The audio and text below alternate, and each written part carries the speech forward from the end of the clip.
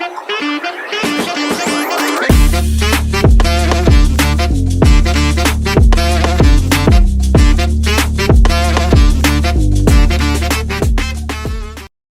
Corner Podcast, Personal Finance Edition. I'm Olivia, joined by my co-host, Rashmi. Today, we're going to look at how our career choices relate to financial planning. I'm sure we all know that our career influences our income, but let's look at some data.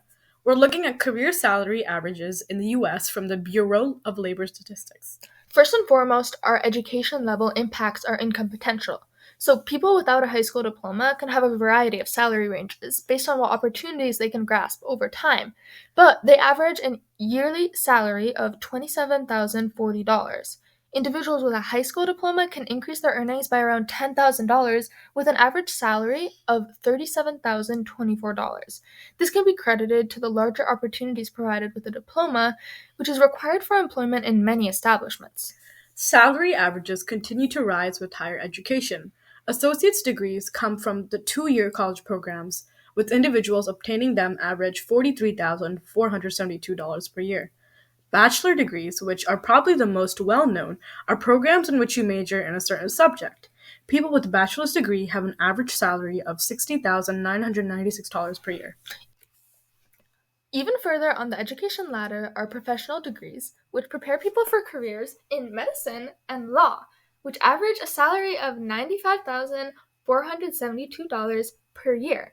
Doctorate degrees have an average salary of $90,636 per year. There's clearly an association between education and financial input in the future, with average salaries rising as education levels increase. However, this can also be heavily dependent on what career people choose to work in. The general consensus is that people in STEM and business are financially successful, while work in humanities such as arts and education are seen as less desirable due to lower salaries. But let's see what the data has to say. We're looking at U.S. National Occupational Employment and Wage Estimates as of May 2022, the most recent information from the U.S. Bureau of Labor Statistics. We're going to look at some of the most common fields, such as business, the arts, healthcare, education, the sciences, and legal work. So for business and financial operations, employment was at $9,677,720, and there was an annual mean wage of $86,080.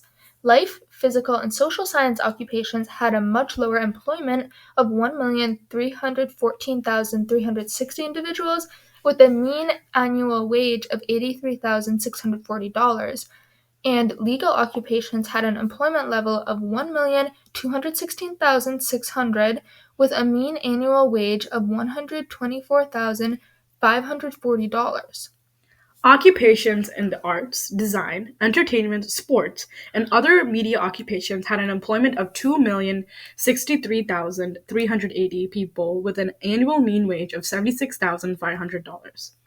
Educational instruction and library occupations have an employment of 8,496,780 people, with a mean annual wage of $63,240. And finally, healthcare practitioners and technical occupations had an employment of 9,043,070, with a mean hourly wage of $96,770. But don't get that confused with healthcare support occupations, which includes nurses and medical assistants, which had an employment of 6,792,310 individuals with a mean annual salary of $35,560. It's clear that even within healthcare, there's a stark division of what salary individuals can earn based on even if they're a practitioner versus a medical assistant, a salary difference of around $30,000 per year. And on top of that, employment levels are different for each career field. This might seem like a weaker indicator of whether or not a field is worth going into, but it's just as valuable.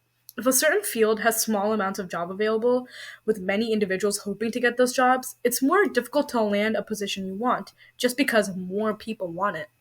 You will have to be the best candidate out of a large pool, whereas applying for jobs with more openings and less applicants makes it faster and easier to get employed in that field. Right, there's only so many jobs available, and there's always plenty of people just like you who are eager to be employed. As we can see from this data, more STEM and business-based jobs have the highest salaries. On the other hand, jobs in the humanities and education have lower annual salaries. But of course, this comes with a trade-off.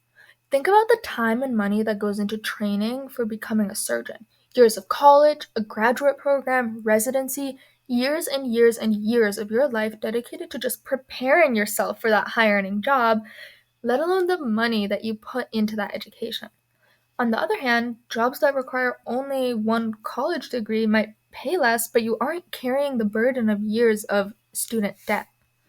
It's a difficult decision to make, and one that everyone has to decide for themselves.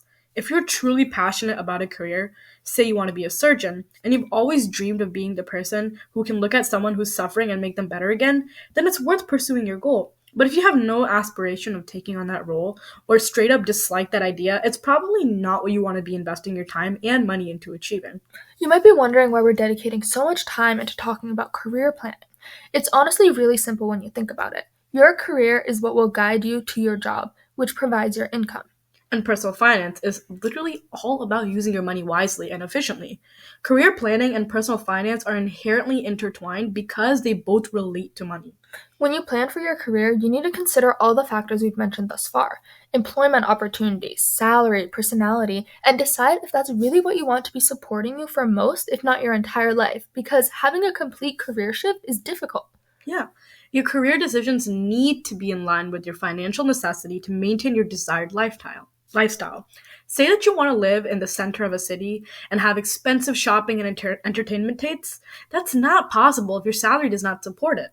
Your expected financial status is brought on by the career choice you pick. In the end, it's cold, hard numbers. You can't live off of nothing. The income you get from your job places restrictions on your lifestyle if it doesn't match up with what you need. It may seem daunting at first, but once you get to know your own goals, it gradually becomes easier to find what careers might work best for you. And of course, there may be certain factors that matter more to you versus other people. If you think that money can bring you happiness, like seriously think that, and you're willing to go through the work that needs to be done to get a high paying job, even if you're not that passionate about it, then you can certainly do so as long as you understand the drawbacks and decide that it is still worth it regardless of them. We all know of the career quizzes online as well, which connects users to possible fields of interest. These are still valuable tools that you can use to help get a better sense of yourself when you're thinking about your career. That's all for today's episode of Community Corner Podcast, Personal Finance Edition. This is Olivia and Rashmi, Cashing off.